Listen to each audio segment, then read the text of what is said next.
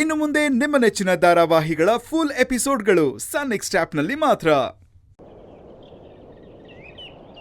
ಯಾಕೆ ಕಾರ್ ನಿಲ್ಸಕ್ಕೆ ಹೇಳಿದೆ?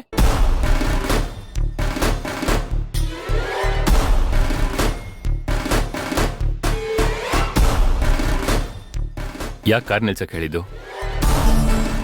ನಾನೊಂದು ಮಾತು ಕೇಳ್ತೀನಿ, ಸತ್ಯ ಹೇಳ್ತೀರಾ? ಓ, ಅತ್ಗೆ ಜೊತೆ ಜಗಳಾಡಿದ ವಿಷಯ ಕೇಳ್ತಿದ್ಯಾ?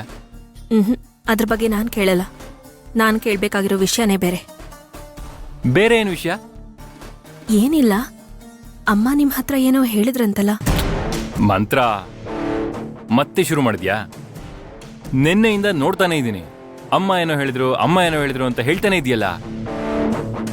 ಅಲ್ಲ, ನನ್ನ ಬಗ್ಗೆ ಏನ್ ಅನ್ಕೊಂಡಿದ್ಯಾ ನೀನು?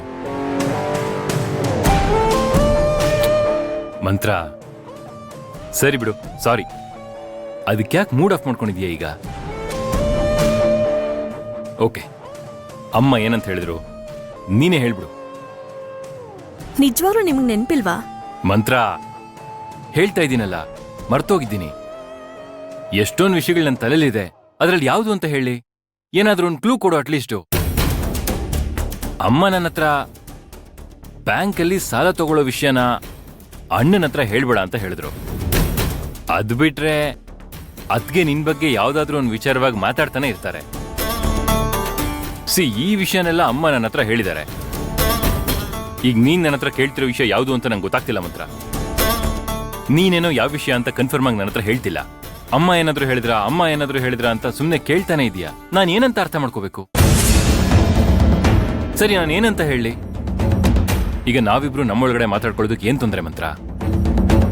ಅದನ್ನ ಓಪನ್ ಆಗಿ ನನ್ನ ಹತ್ರ ಹೇಳ್ಬೋದಲ್ವಾ? ಅಂದ್ರೆ ನಿಮ್ಮಮ್ಮ ಹೇಳಿದ ಮಾತುಗಳು ನಿಮ್ ಮನ್ಸಲ್ಲಿ ಇಲ್ಲ ಅಂತ ಆಯ್ತು. ಸರಿ ಬಿಡಿ, ಇನ್ಮೇಲೆ ಅದ್ರ ಬಗ್ಗೆ ಏನ್